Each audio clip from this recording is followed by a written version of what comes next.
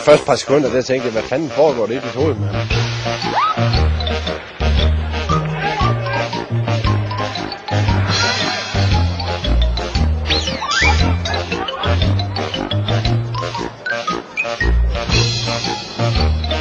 Det er faktisk sket 2 gange, hvis jeg skal være helt ærlig.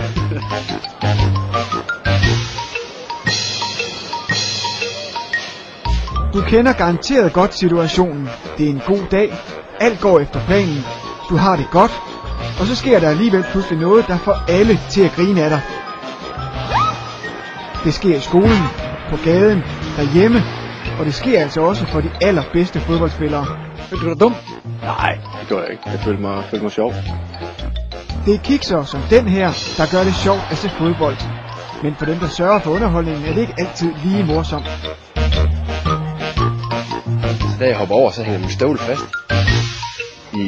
i banden, og så vælter jeg forover.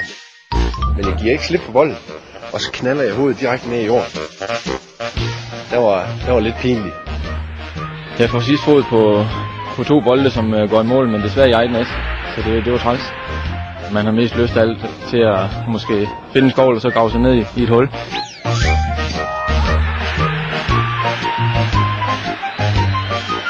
Det var træls.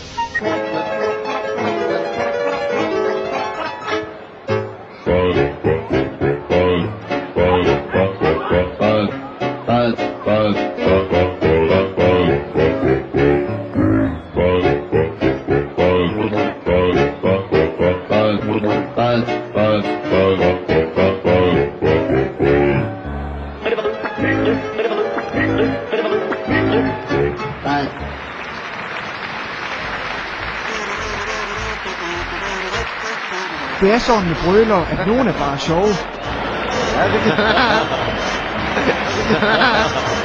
Andre er lidt mere alvorlige. Og det er de sidste, der er sværest at komme sig over.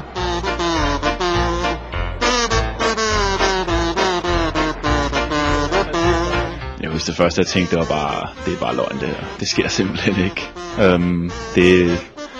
Lige først var det sådan lidt uvirkeligt, at det egentlig var sket, ikke? Fordi man tænkte, så store fejl laver man bare ikke. Men det gjorde man åbenbart. Ja, altså der føler jeg med Rune Petersen her, det må jeg sige. Den er frygtelig, den der. Det ligner noget, jeg kunne have fundet på. Ja, det var en eftermiddag. Hvis du engang brænder en kæmpe chance, eller koster et mål, er der kun én ting at gøre. Find en ordentlig forklaring. De Adidas-bolde, de springer altså en lille smule højere, end jeg er vant til med vores Select-boldene. Så den hopper direkte op i hovedet, og så ryger den ind i målet, ikke? Så det er jo sindssygt mål, ikke? Og så ellers bare kig fremad. Når den rammer i hovedet, går ind, ikke? Det er skide uheldigt, ikke? Som målmand, ikke? Man ser dum ud, og man føler, fuck ikke, det er noget lort, men kommer hurtigt over det. Så næste gang du laver sådan en som den her, så husk på, du er ikke den eneste.